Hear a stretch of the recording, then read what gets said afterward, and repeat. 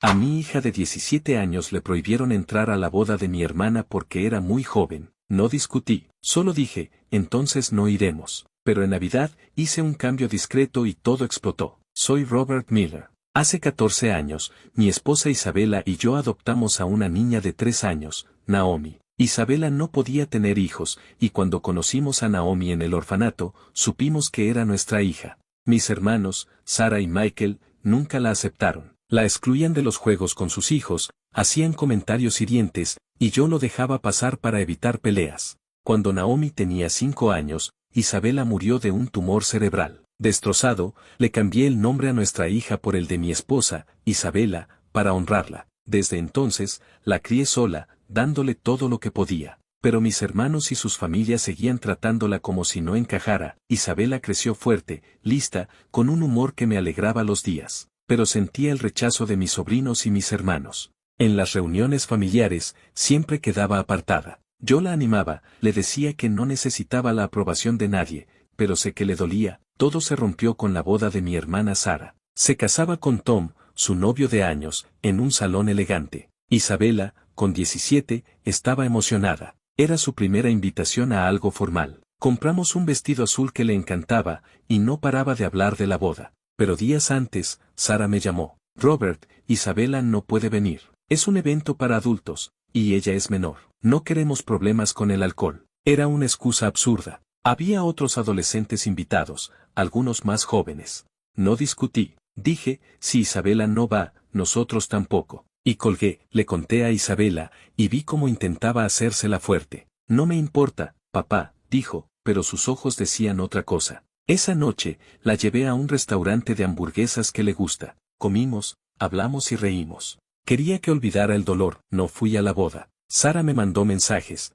diciendo que exageraba. Michael también escribió, diciendo que era un drama innecesario. No respondí. Mi prioridad era Isabela. Si mi familia no la aceptaba, no merecían mi tiempo. Los meses pasaron, y apenas hablaba con mis hermanos. Isabela seguía en la escuela, yo en el trabajo, pero el enojo crecía. No era solo la boda. Eran los años de desprecios, de hacer sentir a mi hija como una extraña. Llegó la Navidad, y siempre he organizado la cena familiar en mi casa. Es una tradición que mi mamá dejó, y yo la seguí. Todos venían, Sarah, Michael, sus familias. Pero este año, no quise. Estaba harto de fingir. Decidí que sería solo para Isabela y para mí. No invité a nadie. Compré un árbol pequeño, decoré y planeé una cena para 2. Pensé que nadie lo notaría. Me equivoqué. El día de Navidad, mi teléfono explotó. Sarah llamó, furiosa. ¿Qué es esto, Robert? ¿No hay cena? ¿Nos estás echando? Intenté no alterarme. No echo a nadie. Solo quise hacer algo diferente. No lo aceptó. Dijo que rompía la tradición,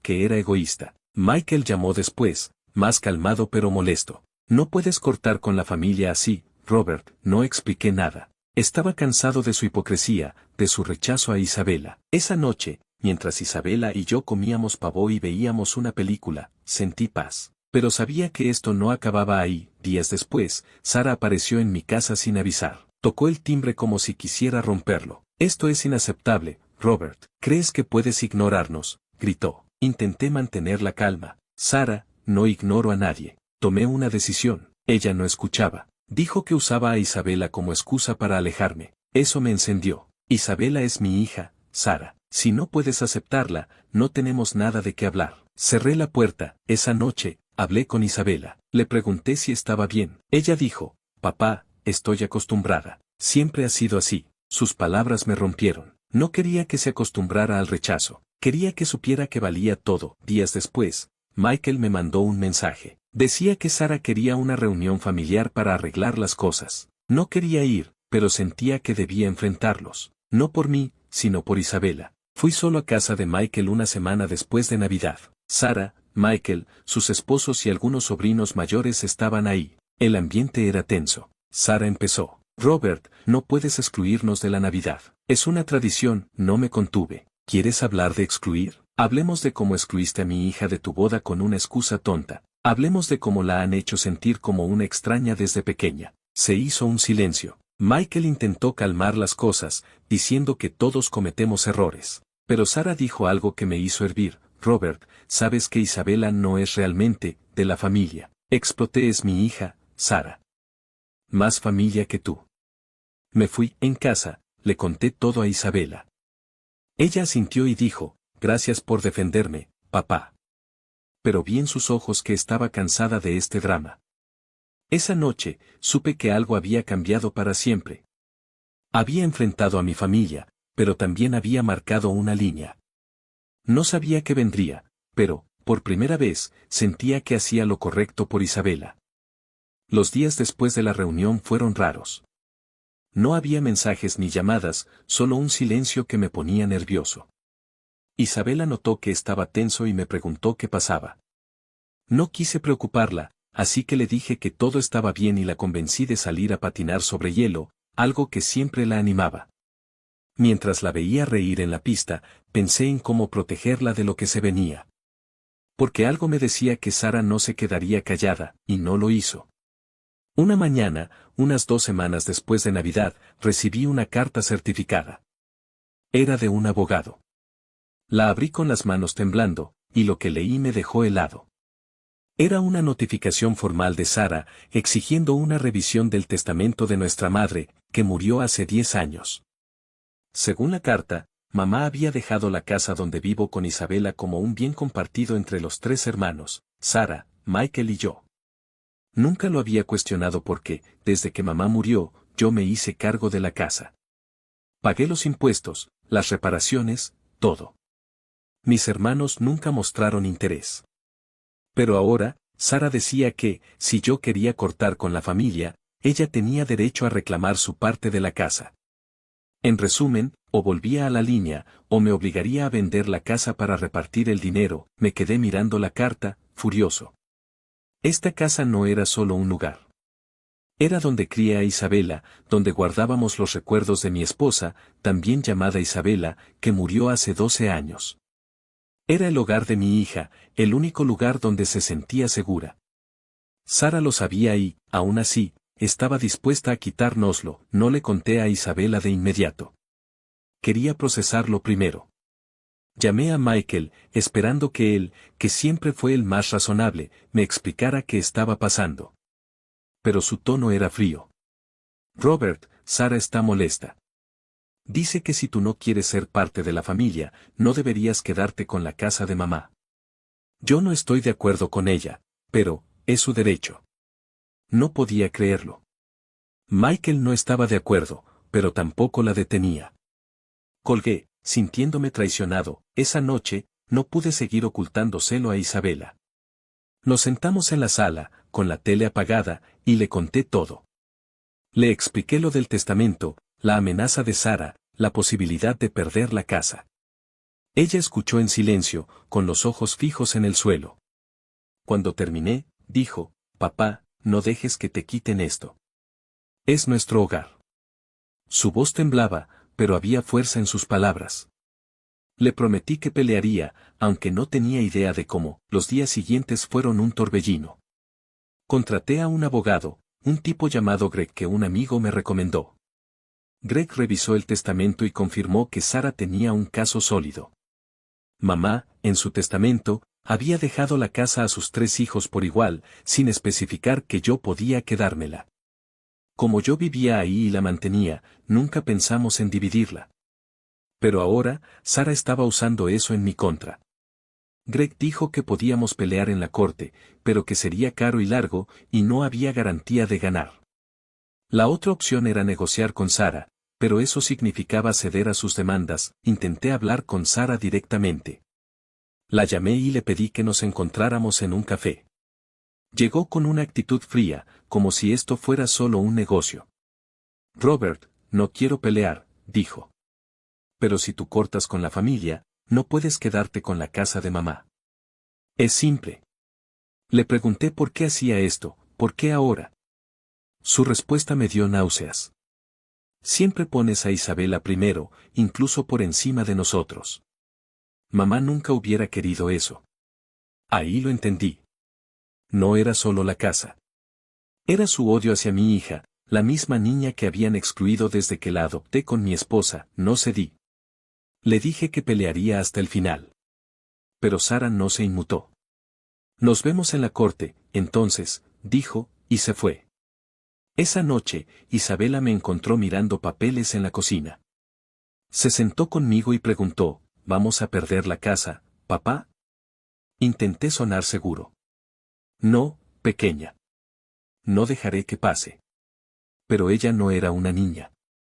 Sabía que estaba preocupado. En lugar de insistir, dijo algo que me rompió el corazón: si tenemos que irnos, está bien. Mientras estemos juntos, no me importa dónde vivamos. La abracé fuerte, jurándome que no dejaría que Sara ganara. Las semanas pasaron, y la situación se puso más tensa. Sara y su abogado enviaban más cartas, exigiendo tasaciones de la casa. Michael seguía en su papel de neutral, pero no hacía nada para detener a Sara. Mientras tanto, Isabela y yo intentábamos mantener la normalidad. Ella iba a la escuela, sacaba buenas notas, y hasta empezó a trabajar medio tiempo en una cafetería para ahorrar dinero por si acaso. Me mataba que sintiera esa presión, pero también me enorgullecía su fuerza. Entonces llegó el primer golpe. El abogado de Sara presentó una demanda formal para forzar la venta de la casa. Greg me explicó que el juez probablemente fallaría a favor de dividir los bienes, porque el testamento era claro. Intentamos buscar lagunas legales, pero no había mucho que hacer. La única esperanza era convencer a Sara de desistir, pero eso era imposible. Intenté hablar con Michael otra vez, rogándole que la detuviera. Pero él solo dijo: Robert, arregla las cosas con Sara. Esto no tiene que ser así. Estaba harto de su cobardía. La cosa se puso peor cuando Sara empezó a meter a otros en el drama. Habló con tíos, primos, hasta con vecinos, diciendo que yo era un egoísta que quería quedarme con la herencia de mamá. Algunos me llamaron, tratando de mediar, pero yo sabía que Sara los había manipulado. Isabela también lo sintió. Un día, llegó de la escuela molesta. Una de sus primas, hija de Michael, le había dicho en el pasillo: tu papá está robando lo que es de todos. Isabela no respondió, pero cuando me lo contó, vi la rabia en sus ojos. No es justo, papá. Todo esto es por mí, ¿verdad? Intenté negarlo, pero ella sabía la verdad. Sara y Michael nunca la aceptaron, y ahora usaban la casa para castigarnos. El juicio llegó más rápido de lo que esperaba. Fue un día gris, con lluvia que no paraba. Isabela quiso venir, pero le pedí que se quedara en casa. No quería que viera esto. En la corte, Sara estaba ahí, con su abogado, mirándome como si yo fuera el villano. Michael no fue, típico de él. El juez escuchó los argumentos. Greg hizo lo que pudo, diciendo que yo había mantenido la casa todos estos años, que era el hogar de mi hija. Pero el abogado de Sara fue directo: el testamento decía que la casa era de los tres, y yo no podía quedármela solo. El juez, un hombre mayor con cara de aburrido, dio su veredicto en menos de una hora. La casa debía venderse, y el dinero se dividiría en 3 partes iguales. Salí de la corte sintiéndome vacío. Llamé a Isabela y le conté. Ella no lloró, no se quejó. Solo dijo: está bien, papá. Encontraremos otro lugar. Pero yo no estaba bien. Esta casa era nuestro hogar, el lugar donde Isabela creció, donde guardábamos los recuerdos de mi esposa. Y ahora, por la venganza de Sara, lo perdíamos. Cuando llegué a casa, Isabela me esperaba con una taza de café.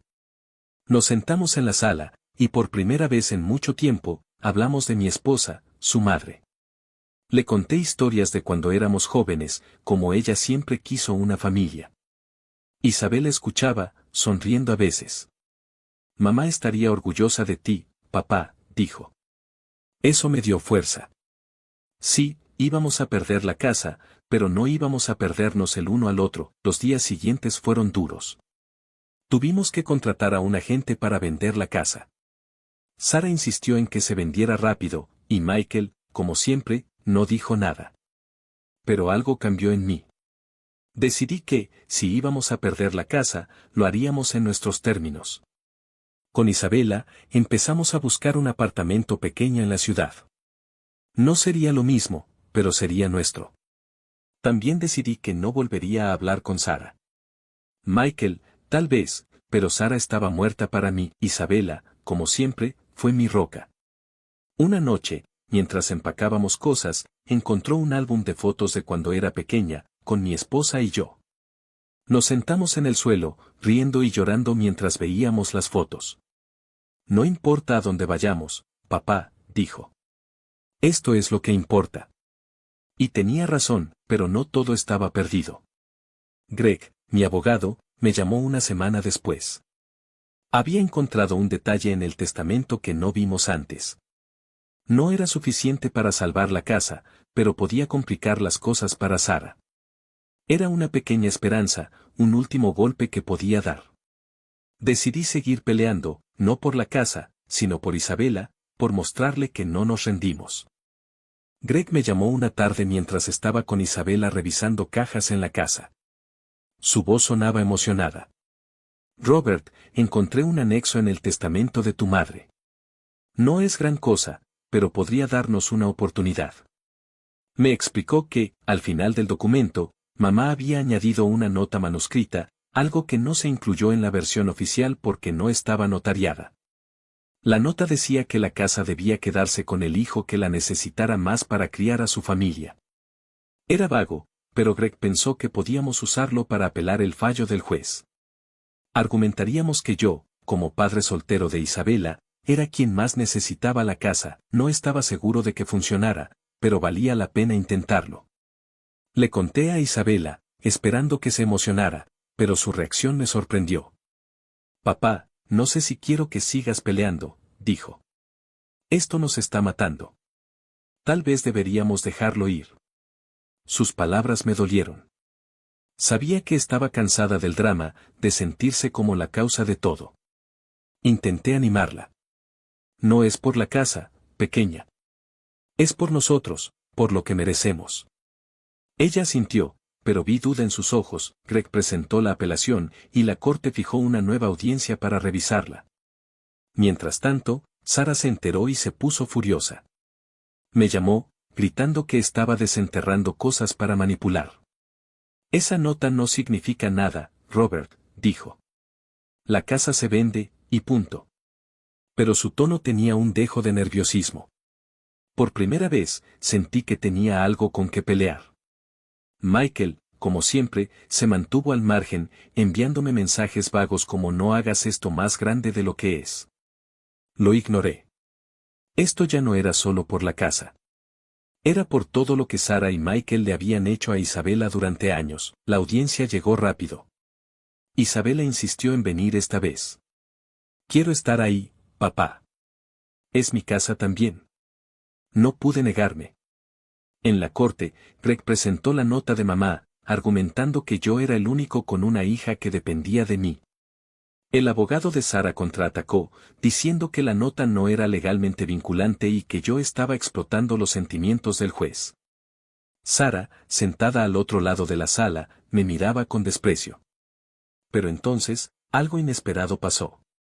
El juez, una mujer mayor con ojos cansados, pidió hablar con Isabela en privado. No me gustó la idea, pero Isabela estaba tranquila. Está bien, papá. Puedo hacerlo. Entró a una sala con el juez y el abogado de Sara. Cuando salió, unos 15 minutos después, no dijo mucho, solo que había respondido algunas preguntas sobre nuestra vida en la casa. No quise presionarla, pero noté que estaba más callada de lo normal. El juez dio su fallo una semana después. Fue un golpe. La nota de mamá no tenía peso legal, y la orden de vender la casa se mantuvo. Pero el juez añadió algo, sugirió que los 3 hermanos llegáramos a un acuerdo privado para evitar más conflictos. Era una forma de decir que no quería lidiar con nosotros otra vez. Sara salió de la corte con una sonrisa de victoria. Yo solo sentía rabia y cansancio. En casa, Isabela y yo hablamos. Le dije que lo sentía, que había fallado. Pero ella, como siempre, fue más fuerte de lo que esperaba. No fallaste, papá. Hiciste todo lo que pudiste. Vamos a estar bien. Decidimos seguir adelante con la búsqueda del apartamento. Encontramos uno pequeño, no muy lejos de su escuela, y empezamos a empacar. La casa ya tenía un comprador, y el agente decía que cerraríamos la venta en un mes. Cada caja que llenábamos era como despedirnos de un pedazo de nuestra vida, pero el drama no terminó ahí. Sara, no contenta con ganar, empezó a presionar para que la venta se acelerara. Llamaba casi todos los días, diciendo que necesitaba su parte del dinero ya. Una vez, tuvo el descaro de venir a la casa. Isabela estaba en su cuarto, pero escuchó todo. Sara dijo, Robert, si sigues arrastrando esto, haré que pagues los costos legales de todo. Perdí la paciencia. Haz lo que quieras, Sara. Ya me quitaste la casa. ¿Qué más quieres? Ella se rió, una risa fría. Solo quiero lo que es justo. Cuando se fue, Isabela bajó y me abrazó. No dejes que te gane, papá, dijo. Pero yo sabía que, en parte, Sara ya había ganado. Intenté mantener las cosas normales para Isabela. Ella seguía trabajando en la cafetería, ahorrando dinero, y hasta planeaba inscribirse en cursos de arte en el verano. Una noche, mientras cenábamos pizza, me dijo que quería pintar un mural en el nuevo apartamento, algo que recordara la casa. Como un pedazo de mamá y de nosotros, dijo. Sonreí, pero por dentro, sentía un nudo. No quería que cargara con tanto peso, entonces llegó el día que lo cambió todo. Era un viernes, y yo había pasado la mañana con el agente de bienes raíces, firmando papeles para la venta. Cuando volví a casa, algo se sentía mal. La puerta estaba abierta, y la casa estaba en silencio. Llamé a Isabela, pero no respondió. Subí a su cuarto, pensando que estaba con audífonos, pero no estaba. En su escritorio, encontré una carta. Mi corazón se detuvo. La abrí con manos temblorosas. Querido papá, no sé cómo decir esto, así que solo lo escribiré. Lo siento por todo. Siento que por mi culpa perdiste la casa, la familia, todo. Siempre intentaste protegerme, pero creo que he sido una carga. No quiero que sigas sacrificándote por mí. Mereces una vida mejor, tal vez encontrar a alguien nuevo, ser feliz. No te preocupes por mí. Voy a volver al lugar donde empezó todo. Te amo más que a nada, y siempre serás mi hogar. Isabela no podía respirar. Corrí por la casa, gritando su nombre, revisando cada rincón. Nada. Su mochila no estaba, ni su chaqueta favorita. Llamé a su celular, pero estaba apagado. Llamé a sus amigos, a la cafetería, incluso a la escuela. Nadie la había visto. El pánico me consumía. ¿A dónde había ido? ¿Qué quería decir con el lugar donde empezó todo? Pensé en el orfanato donde la adoptamos, pero estaba a cientos de kilómetros y no tenía sentido que fuera ahí. Llamé a la policía, pero me dijeron que, como era menor, la buscarían, pero que a veces los adolescentes solo necesitan tiempo. No les creí. Isabela no era cualquier adolescente. Ella era mi hija, y algo estaba mal. Pasé días buscándola. Fui a estaciones de autobuses, hablé con vecinos, puse anuncios en redes sociales. Nada. Cada noche, releía su carta, buscando pistas. Me mataba pensar que ella creía que era una carga. Todo lo que hice fue por ella, porque la amaba más que a nada. Pero ahora, por primera vez, me sentía impotente. Contacté a Michael, pensando que tal vez Isabela había ido con él. No había hablado con él desde el juicio, pero estaba desesperado. Me dijo que no sabía nada, pero su tono era extraño, como si ocultara algo. Cuando le pregunté si Sara sabía algo, se quedó callado. No la metas en esto, Robert, dijo. Eso me dio mala espina. Fui a casa de Sara, sin avisar. Cuando abrió la puerta, supe que no estaba sorprendida. Robert, no tengo tiempo para esto, dijo. Pero insistí. ¿Sabes dónde está Isabela? Negó con la cabeza, pero sus ojos la delataron. Si le hiciste algo, Sara, no te lo perdonaré, dije. Ella cerró la puerta sin responder. Semanas después, no había rastro de Isabela. La policía seguía buscando, pero no tenía pistas.